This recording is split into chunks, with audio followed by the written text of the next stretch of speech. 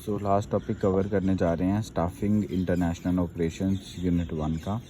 इसमें क्या है हमारे कुछ इंटरनेशनल स्टाफिंग ऑपरेशंस होते हैं, कैसे हमने इंटरनेशनल लेवल के ऊपर स्टाफिंग करनी है। तो कौन कौन सी अप्रोचेज़ होती हैं, सबसे पहले वो पढ़ेंगे। कौन सी अप्रोचेज़ हैं स्टाफिंग के अंदर, जब मैं ट्रांसफ़र करूँगा अपने स्टाफ को टू द इंटरनेशनल लेवल, तो क्या कौन कौन सी एक्टिविटीज़ आएंगी, है ना। Role of expatriates and non expatriates आएंगे, क्या रोल है जो यहाँ से जा रहे हैं और क्या रोल है जो लोकल बंदे काम कर रहे हैं वहाँ पे कंपनी के अंदर, सब्सिडी के अंदर। Then standardisation and adaptation of workforce practice आएगा। Then finally sustaining international business operation आएगा। तो ये सारी चीज़ें हम इंटरनेशनल स्टाफिंग ऑपरेशन में पढ़ेंगे, जिसके अंदर हम सबसे पहले अब पढ़ने जा रहे हैं approaches to staffing, transferring staff to international business activities. ठीक है, तो स्टार्ट करते हैं। देखो, कहीं ना कहीं हमारी जो है शॉर्टेज रहती है इंटरनेशनल मैनेजर्स की, है ना। क्योंकि इफ़ेक्टिवली जो है हम रिक्रूट नहीं कर पाते, रिटेन नहीं कर पाते होस्ट कंट्री नेशन मैनेजर्स को। तो इसलिए कहीं ना कहीं जो है ये इशू रहता है फॉर मैनी इंटरनेशनल फर्म्स की, उनको जो है ज़रूरत पड़ती रहती है इंटरनेशनल मैनेजर्स की, और कमी भी है इंटरनेशनल लेवल के ऊपर एचआर मैनेजर्स की कहीं ना कहीं। ठीक है, तो बहुत सारी कंट्रीज़ हैं जिन्होंने अपनी ब्रांचेस खोली हुई हैं फॉरेन लोकेशन के अंदर, ताकि वो कॉस्ट की एडवांटेज ले सके। फॉर एग्जांपल एप्पल कंपनी है, एप्पल कंपनी ने मेन हेडक्वार्टर उसका है यूएस में, तो उसने कुछ अपनी ब्रांचेस इंडिया में, चाइना में भी खोली है। क्यों? क्योंकि वहाँ पे आपको चीप लेबर मिल जाएगी, तो ईज़िली जो है आप अपनी कंपनी के जो बेनिफिट्स हैं उनको इंक्रीज़ कर सकते हो। ठीक है, देन जैसे आप एग्जांपल ले सकते हो कि बहुत सारी ऐसी कंपनीज़ हैं जो कॉल सेंटर्स इंडिया में खोल रही हैं। ताकि कॉल सेंटर क्यों खोल रही हैं? क्योंकि कॉल सेंटर यहाँ पे जो लेबर मिलती है कॉल सेंटर के लिए वो बहुत ही चीप है। ठीक है, और जितने भी आपके सॉफ्टवेयर्स हैं मोस्टली हम इंडिया में ही डेवलप करते हैं। तो क्यों करते हैं इंडिया में डेवलप? क्योंकि जो बाहर, यहाँ से आपने देखा होगा बहुत सारे इंडिया से लोग जो है software, specially software IT industry वाले जो लोग हैं वो यूएस कनाडा में जाते हैं, ताकि वहाँ पे बहुत ज़्यादा है। तो इसी कारण से वो क्या करते हैं, जो कंपनीज़ फॉरेन कंट्रीज़ हैं, है ना, उन्होंने इंडिया में अपना खोला हुआ है। जैसे एक्सेंचर ही लगा लो, लेट्स सपोज एक्सेंचर ने अपना ऑफिस इंडिया में खोला है, क्योंकि यहाँ पे उनको सॉफ्टवेयर डेवलपर जो है वो स्टार्टिंग 18,000 में मिल जाना है, लेकिन वहाँ पे तो उनको डॉलर्स में पे करने पड़ने हैं। तो ये सारी चीज़ें जो हैं वो ध्यान में रखते हैं। और शॉर्टेज तो इंटरनेशनल लेवल पे एम्प्लॉयज़ की हमेशा रहती है।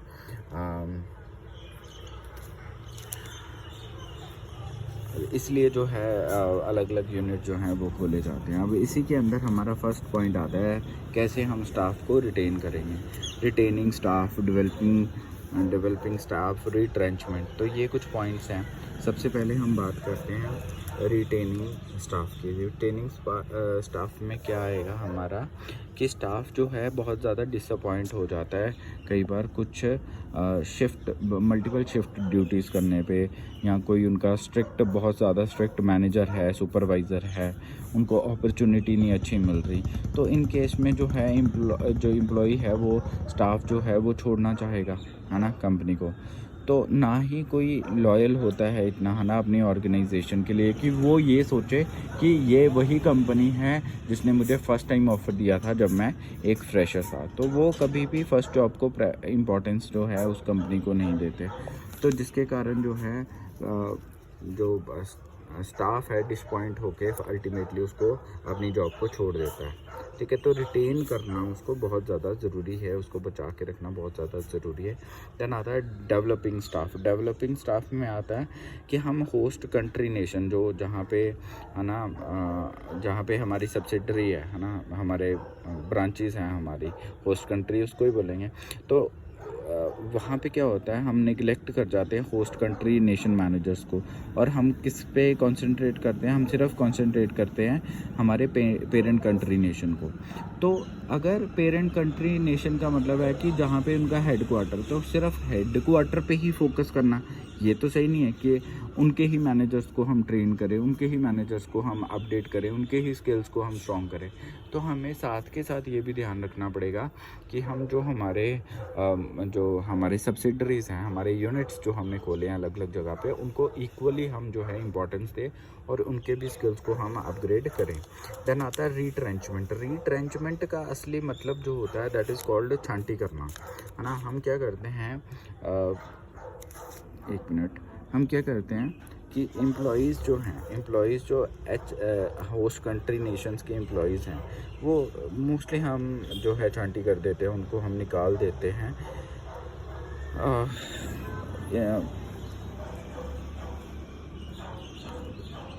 हाँ, इससे पहले कि वो किसी और कंट्री में जाए, हम उनको पहले निकाल देते हैं। ना हम उनको कोई शॉर्ट कॉज नोटिस देते हैं कि क्या रीज़न है निकालने का, हम सीधे उनको निकाल देते हैं। बट ये ज़रूरी है कि हम उनको शॉर्ट कॉज नोटिस दें कि क्यों हम उनको निकाल रहे हैं, है ना, क्योंकि अदरवाइज़ तो वो भी अनएम्प्लॉयड हो जाएगा एकदम से, है ना। तो रीट्रेंचमेंट पॉलिसीज़ ऐसी होनी चाहिए स्ट्रिक्ट, जैसे आप देखते हो कि बहुत ज़्यादा स्ट्रिक्ट रूल्स हैं इंडिया में, है ना। क्योंकि अगर किसी एम्प्लॉय को कहीं ना कहीं निकालना है तो हमें जो है परमिशन लेनी पड़ती है गवर्नमेंट की, मतलब इतने ज़्यादा स्ट्रिक्ट रूल्स हैं इंडिया में। तो इंडिया में एम्प्लॉय को फायर करना इतना इजी नहीं है, क्योंकि क्या होता है, अगर आप कर भी देते हो ना तो बहुत सारे आपने देखे होंगे लोग केस कर देते हैं, लोग जो है माननीय हाई कोर्ट के पास चले जाते हैं, अपना केस लगा देते हैं, है ना। तो ये चीज़ें जो हैं थोड़ी सी डिफ़िकल्ट है इंडिया में, किसी भी एम्प्लॉय को बिना नोटिस के निकाल देना, ठीक है। देन हमारे पास आता है सेकंड पार्ट, ये हमने सिर्फ अभी फर्स्ट पढ़ा स्टाफिंग इंटरनेशनल ऑपरेशंस के अंदर, that is approaches to staffing. अब हम पढ़ेंगे role of expatriates and non expatriates. क्या होता है एक्सपेट्रिएट्स, मैंने आपको बताया था, जो कि अपनी कंट्री में जॉब नहीं करता, किसी और कंट्री में जाके जॉब करता है, ठीक है, दैट इज़ कॉल्ड एक्सपेट्रिएट। तो एक्सपेट्रिएट जो होता है एक तरह से एक ब्रिज होता है अपना होम और फॉरेन लोकेशन ऑपरेशन के बीच में, है ना, दोनों के बीच में, क्योंकि वो बिलोंग इस नेशन से कर रहा है लेकिन जॉब कहीं और लोकेशन पे कर रहा है, तो एक तरह से वो ब्रिज हो गया, है ना। अब एक्सपेट्रिएट्स जो होते हैं उनमें क्या क्या होता है, एक तरह से ब्रिज होता है, तो that acts as an agent of direct control, an agent of socialization, एक तरह से नेटवर्क बिल्डर भी है, एक बाउंड्री स्कैनर है, एक लैंग्वेज नोड है, ठीक है, एन एजेंट ऑफ नॉलेज है। तो अब एक एक करके देखते हैं क्या चीज़ है। एजेंट ऑफ डायरेक्ट कंट्रोल का क्या मतलब है कि जो कंट्रोल मैकेनिज़्म है, जहाँ पे हमने देखना है कि प्राइमरी रोल क्या है कि हमें रूल्स को ओबे करना है थ्रू डायरेक्ट सुपरविजन। तो हमें कुछ रूल्स को जो है यहाँ पे ओबे करना पड़ता है, आपके जो एक्सपेट्रिएट्स हैं उनको रूल्स एंड रेगुलेशन के अकॉर्डिंग चलना पड़ता है, और डायरेक्ट सुपरविजन जो है वो करनी पड़ती है, ठीक है। देन एजेंट ऑफ सोशलाइजेशन में क्या आएगा, जो एक्सपेट्रिएट है ना, वो असिस्ट करते हैं कि वो अपने जो कल्चर है, अपने वैल्यूज़ हैं, अपने बिलीव्स हैं, वो अपने सब यूनिट्स को भी दें। तो एक्सपेट्रिएट तो अपने कंट्री के ब्रांच को छोड़ के अदर ब्रांच में जा रहा है, किसी और कंट्री के, तो वहाँ पे न्यू ब्रांच में जब जाएगा तो अपने पेरेंट जो मेन ब्रांच है, हेड क्वार्टर है जहाँ पे, उसके जो भी कल्चर एनवायरनमेंट है, जो भी बिलीव है, जैसे भी वो काम कर रहे हैं, वो पूरा कल्चर अपने यूनिट्स में जाके भी जो है बांटेगा और उनको भी समझाएगा। देन आता है नेटवर्क बिल्डर। देखो नेटवर्क बिल्डर तो वो है ही, क्योंकि इंटरनेशनल असाइनमेंट वो कर रहा है ना। जब वो इंटरनेशनल असाइनमेंट बंदा बाहर करने जाएगा तो वो लिंक भी तो एस्टेब्लिश करेगा, बाहर जाके अच्छे अच्छे लोगों से मिलेगा, नए लोगों से मिलेगा, और उनके जो है इंटरपर्सनल स्किल्स जो हैं वो डेवलप होंगे। अब इसमें आप एग्जांपल दे सकते हो, जैसे कि कोई प्रोफेसर ही है ना, और एमिटी यूनिवर्सिटी, आपको पता है एमिटी यूनिवर्सिटी इंडिया में भी है, फॉरेन में भी है। तो इंडिया में अगर कोई प्रोफेसर जॉब कर रहा है तो उसकी ट्रांसफ़र अगर फॉरेन कर दी जाती है तो वहाँ पे जाके क्या करेगा, एक तो अपने कल्चर को बताएगा कि इंडिया में ये चीज़ें चल रही हैं। अगर उसका पेरेंट क्वार्टर यहाँ पे है, पेरेंट ब्रांच यहाँ पे है एमिटी की, तो यहाँ वाले वहाँ पे लेके जाएगा, है ना, अपने स्किल्स। बट यहाँ पे नेटवर्क बिल्डर में क्या आएगा वो वहाँ जाके जो भी अगर उसके यूनिवर्सिटी में कॉन्फ्रेंस हो रही होगी, वहाँ पे कॉन्फ्रेंस होगी, डिफरेंट प्रोफेसर्स आएंगे, अपना नेटवर्क बढ़ाएगा, तो फिर वो चीज़ें सीखेगा, अपने नेटवर्क को इस्टेब्लिश करेगा, है ना। हो सकता है कि उसी नेटवर्क में जहाँ पे उसको, अगर वो डॉक्टरेट बंदा है, डॉक्टर है, तो वहाँ पे अगर उसने पीएचडी करके वहाँ पे कॉन्फ्रेंस को वो अटेंड कर रहा है, तो बहुत सारे सीनियर प्रोफेसर्स आए होंगे, तो वहाँ पे उसको ये भी अपॉर्चुनिटी मिल सकती है कि वो पोस्ट डॉक के लिए उसको अप्रोच कर सके, क्योंकि लिंक एस्टेब्लिश हो गया है ना, तो बहुत सारे काम वो करवा सकता है, तो अपॉर्चुनिटीज़ मिल जाती हैं। देन आता है बाउंड्री स्कैनर। बाउंड्री स्कैनर क्या होता है, जैसे हमारा एमआरआई पूरी बॉडी को स्कैन करती है, वैसे एक्सपेक्ट्रिएट क्या करते हैं, आपके पूरे इंटरनल और एक्सटर्नल एनवायरनमेंट को स्कैन करते हैं पूरे ऑर्गेनाइजेशन की, कि इंटरनली कौन कौन सी चीज़ें कैसे काम कर रही हैं, एक्सटर्नली कौन कौन सी चीज़ें जो हैं उसको इफ़ेक्ट कर रही हैं, तो उसको स्टडी करने का काम भी हमारा एक्सपेक्ट्रिएट करेगा। लैंग्वेज नोड, यहाँ पे देखो, आप देख सकते हो कि जैसे लेट्स सपोज कोई इंडियन है ना, लैंग्वेज नोड में क्या है, लेट्स सपोज कोई इंडियन है, वो चाइना जाता है, चाइना जाके वहाँ पे 5 साल काम करता है और वहाँ की लैंग्वेज सीख जाता है, ठीक है। फिर वो जब वापस आएगा अपने पेरेंट कंट्री, पेरेंट ब्रांच के अंदर, तो वापस आके क्या देखेगा वो, वापस आके वो ये देखेगा कि एक तो उसको चाइनीज़ लैंग्वेज आती होगी, तो इस तरह से वो इंटरमीडिएटर एक्ट करेगा। अब जितनी भी चाइना की कंपनी है उसके साथ टाई अप करने की कोशिश करेगी, तो he will be the first one two communicate with that company, तो उसको एक एड ऑन एडवांटेज मिलेगा कि वो कुछ नई कम्युनिकेशन स्किल सीख के आया, तो उस पर्टिकुलर कंट्री के साथ वो पूरा डील कर सकता है ना, जिसको हम क्या बोलते हैं, एजेंट बोल सकते हो आप, है ना, जो जिसके साथ कम्युनिकेशन जो है करेगी, है ना, तो कंपनी को उसको एडवांटेज भी मिलेगी। Then agent of knowledge, agent of knowledge में हम क्या लिख सकते हैं, जितना ज़्यादा हम ट्रैवल करेंगे, ऑब्वियस सी बात है, जितना ज़्यादा हम ट्रैवल करेंगे उतनी हमारी नॉलेज भी इन्हांस होगी, अलग अलग कल्चर का पता लगेगा, कैसे किस लेवल पे कंपटीशन है ये पता लगेगा, नॉलेज ट्रांसफ़र होगी एक दूसरे के साथ, तो बहुत सारी अपॉर्चुनिटीज़ जो हैं हमारे लिए ओपन हो जाएंगी, ठीक है। अब बहुत सारे फैक्टर्स हैं जो हमारे that effects the effectiveness of expatriates, बहुत सारे फैक्टर्स हैं ऐसे, जैसे शेयरिंग नॉलेज जो है, that creates an environment of openness and support, है ना, नॉलेज शेयर करने से हमारा जो इन्वायरमेंट है वो अच्छा बनेगा, सपोर्टिव बनेगा। Knowledge must transfer between the expatriate and host location, तो नॉलेज ट्रांसफ़र होनी भी चाहिए, ठीक है, एक्सपेट्रिएट और होस्ट नेशन के बीच में, और ये कहीं ना कहीं जो है एबिलिटी पे भी डिपेंड करेगा कि एक्सपेट्रिएट की क्या एबिलिटी है ना, तो उसके अकॉर्डिंग जो है नॉलेज ट्रांसफ़र हो सकती है।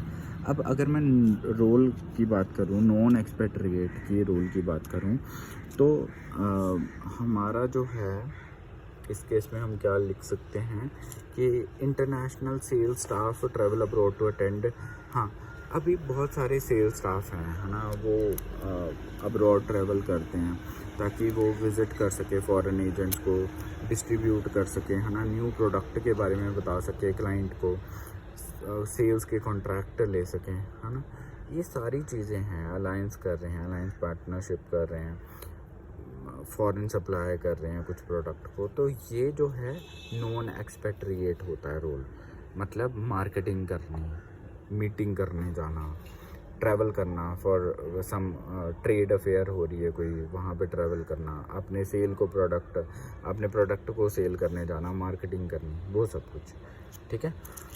तो ये था हमारा सेकंड वाला पार्ट। अब आ गए हम थर्ड वाले पार्ट पे, जहाँ पे role of corporate HR function पढ़ेंगे कि क्या क्या रोल है। देखो इसमें हम 3 चीज़ें पढ़ेंगे। सबसे पहले हमारे है कौन कौन से रोल हैं हमारे, HR corporate act as a centralized, then decentralized, then transition HR company. तो 3 तरह की हमारी जो है वो कंपनीज होती हैं, एक सेंट्रलाइज्ड, एक डिसेंट्रल, एक ट्रांजिशन। सेंट्रलाइज्ड क्या होती है, यहाँ पे जो है एचआर सर्विसेज पूरी ऑर्गेनाइजेशन में दी जाती है, मतलब लेट्स से कि जितनी भी ब्रांचेस हैं मेरी, है ना, सेंट्रलाइज्ड सर्विस जो होगी वो पूरी जितनी भी ब्रांचेस होगी हर किसी में जो है एचआर की सर्विसेज जो हैं वो प्रॉपर दी जाएंगी। देन डिसेंट्रलाइज्ड आता है जिसमें हर एक यूनिट जो है अलग से फंक्शन करता है। जैसे लेट्स से रीबॉक कंपनी है ना, उसका एक शू मैन्युफैक्चरिंग है, एक उनका है क्लोथ मैन्युफैक्चरिंग है। तो ये हर एक क्या हो गया उसका यूनिट, हर यूनिट जो है उसका एचआर फंक्शन अलग होगा, ठीक है। तो उसको हम क्या बोलेंगे, डिसेंट्रलाइज। सेंट्रलाइज मतलब हर एक चीज़ सेंट्रलाइज्ड कंट्रोल के अंदर है, हर एक चीज़ एक ही एचआर के पास है पूरी ऑर्गेनाइजेशन की, उसका सेंट्रलाइज्ड एचआर मैनेजमेंट सिस्टम है। ट्रांजिशन क्या होता है, इसमें क्या है, मैनेजमेंट और करियर डेवलपमेंट जो है सीनियर मैनेजर्स की और एक्सपेट्रिएट्स की जो है वो की जाती है। तो management and career development of senior manager and expatriates are done है। इसी के अंदर हम देखेंगे सेंट्रल टास्क कौन कौन से हैं एचआर प्रोफेशनल्स के इन बिल्डिंग ऑर्गेनाइजेशन का कैपेबिलिटी। तो सबसे पहली बात क्या है, सेंट्रल टास्क क्या है उसके, अपने बिजनेस फंक्शन में अपस्किल करना। तो बिज़नेस को ज़्यादा अपने आप को अपस्किल करना, न्यू स्किल सीखने बिज़नेस को चलाने के लिए, है ना। और ज़्यादा टाइम स्पेंड करना किसके साथ, विद लीडरशिप टीम, अपनी टीम के साथ ज़्यादा टाइम स्पेंड करना, ग्लोबल नेटवर्किंग करनी दूर दूर से, है ना।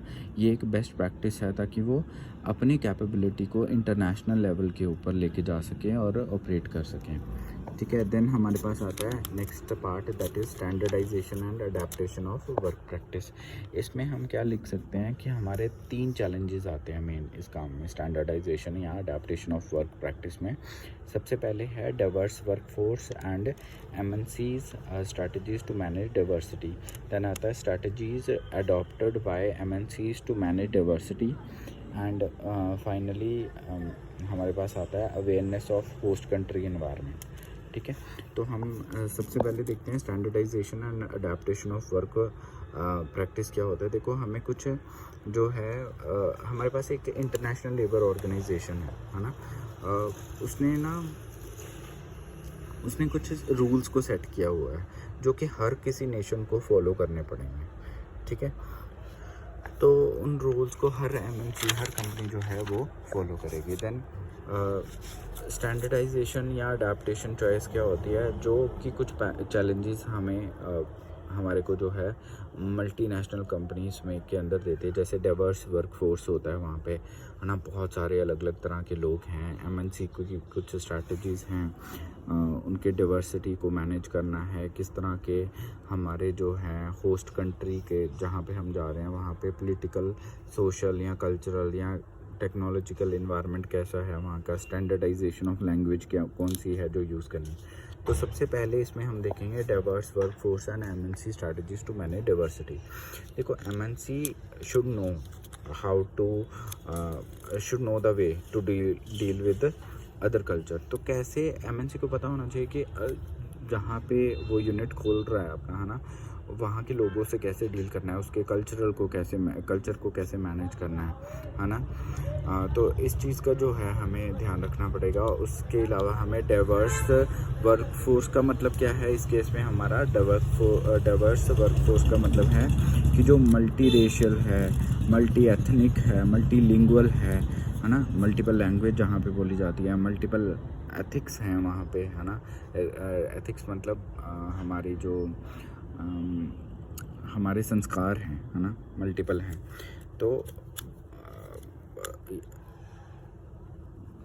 ऐसा तो नहीं है कि हमारा जो वर्कफोर्स है वो बहुत ज़्यादा वहाँ पे वुमेन ही है, बहुत ज़्यादा ओल्डर पर्सन ही है ना। ये सारा डाइवर्स वर्कफोर्स में आएगा। तो एमएनसी को पता होना चाहिए कि कैसे किस स्ट्रैटेजी से हमने इन सब चीज़ों के साथ डील करना है। मतलब strategies adopted by MNC to manage diversity. कौन कौन सी स्ट्रैटेजीज जो हैं डेवलप की जाती है एमएनसी से ताकि वो मैनेज कर सके डाइवर्सिटी को। सबसे पहले तो ये है कि सारे वर्कर्स जो हैं all workers must be accepted without any age, religion, तभी हम सक्सेस ले सकते हैं ना। तो कोई भी वर्कर आप हायर कर रहे हो तो उसको ये चीज़ सोच के नहीं हायर करना उसका रिलीजन क्या है, उसकी एज क्या है एंड सो ऑन, है ना। मैनेजर्स जो हैं होस्ट कंट्री नेशन के, दैट रिक्वायर मोर स्किल, है ना, एंड टेक्निकल एक्सपर्टाइज भी होनी चाहिए उनके पास। Managers should understand the culture and culture of the employees, उनको पता होना चाहिए, and develop the tolerance skills भी उनके पास होने चाहिए। They have to improve labour management relationship, तो लेबर के साथ कैसे काम लेना है वो भी उनके पास जो है वो तरीका होना चाहिए। इसीलिए तो एचआर जो होते हैं बहुत ही मतलब समझदार होते हैं, उनको पता है कि कैसे हमने वर्क जो है वो लेना है ना एम्प्लॉय से। तो एमएनसी जो है हमारी है ना उसको ऐसी ही डाइवर्स कंट्री जहाँ पे डाइवर्स कल्चर है, मल्टी रेशियल है, मल्टी एथनिक है, ऐसी जगह पे जो है अपने यूनिट्स को खोलना चाहिए इसको प्रमोट करने के लिए। तो ये स्ट्रैटेजीज एमएनसीज़ को लगानी चाहिए है ना, कि होस्ट कंट्री नेशन को के मैनेजर्स के स्किल्स को बढ़ाना, उनके कल्चर को समझना, बिना किसी एज कास्ट के उसको रिक्रूट करना, तो ये चीज़ें जो हैं होनी चाहिए प्रमोट करने के लिए। Then awareness of host country environment, अब कंट्री को पता होना चाहिए कि लोकल कस्टम क्या है, लॉज क्या हैं, वैल्यूज़ क्या हैं जहाँ पे वो अपना ऑफिस सेट करने वाली है। देन आता है इकोनॉमिक में हमें हमारी जो इंटरनेशनल ऑर्गेनाइजेशन है उसको पता होना चाहिए कि इंपोर्ट एक्सपोर्ट कितना करना है, कितना फॉरेन इन्वेस्टर्स को हमने यूज़ करना है ना, कितनी अर्निंग हमें आएगी वहाँ से। देन आता है पॉलिटिकल लीगो में हम लिखेंगे कि एमएनसी कितना कंसर्न्ड है पॉलिटिकल और इकोनॉमिक सिस्टम के साथ, उनकी स्टेबिलिटी के साथ कितना कंसर्न्ड है ना। और जो पावरफुल ऑपोजिशन पार्टीज़ हैं, पॉलिटिकल ऑपोजिशन पार्टी हैं, तो उनका भी उनको ध्यान रखना पड़ेगा कि वो कोई पंगा ना करें, ठीक है। देन सोशो कल्चर में हम क्या लिखेंगे कि बिजनेस मैनेजर को ये सीखना चाहिए कि कैसे इतने डाइवर्स सोसाइटी में जहाँ पे मल्टीपल तरह के लोग रहते हैं उनमें अडाप्ट करना है अपने आप को, अपने बिजनेस को चलाना है वहाँ पे। तो one must be familiar with countries social structure, ठीक है। देन उसके बाद में आता है टेक्नोलॉजिकल में हम लिखेंगे कि क्या टेक्नोलॉजी में एडवांसमेंट्स आ रही हैं, तो उसके साथ अपनी जो कंट्री है ना उसको उस एडवांसमेंट के साथ लेके जाना, अपने टेक्नोलॉजी अपने टूल्स को अपग्रेड करना है ना कंट्री के अंदर। हाँ, तो यही जो है मैनेजर का मेन रोल रहता है, एचआर का मेन रोल रहता है। देन आता है लैंग्वेज स्टैंडर्डाइजेशन, इसमें हम लिखेंगे कि मल्टीनेशनल है ना उसको लिंक करना पड़ेगा अपने आप को सब्सिडरीज़ के साथ, यूनिट्स जो उसने खोले हैं कंपनी ने, थ्रू कॉर्पोरेट लैंग्वेज, मतलब कोई कॉमन लैंग्वेज बोली जानी चाहिए, जैसे इंग्लिश है जो हमारी कॉमन लैंग्वेज है ना। तो उसके साथ पूरी सब्सिडरी को जो है वो लिंक करना चाहिए। It could be English, it could be any other language है ना, जिसके थ्रू जो है पूरे कल्चर को एक तरह का कल्चर दिया जाए, चाहे वो पेरेंट है उनकी कंपनी, चाहे वो कोई भी कंपनी है ना।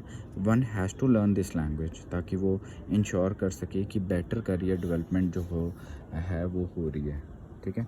सो दिस इज़ व्हाट, और ये डायग्राम बहुत इंपॉर्टेंट रहेगा जहाँ पे हमने न्यू एंड एग्जिस्टिंग एम्प्लॉयज़ हैं, फिर कंपनी लैंग्वेज कॉम्पिटेंस अगर है तो हमारी ट्रेनिंग अच्छी होगी, इंटरनेशनल असाइनमेंट अच्छे होंगे, करियर प्रोग्रेशन होगी। अगर नहीं है तो किया ही नहीं है तो लोकल रहो, ठीक है। अदरवाइज़ आप एक्वायर करो कंपनी की लैंग्वेज को और अकॉर्डिंगली अपने आप को ग्रो करो।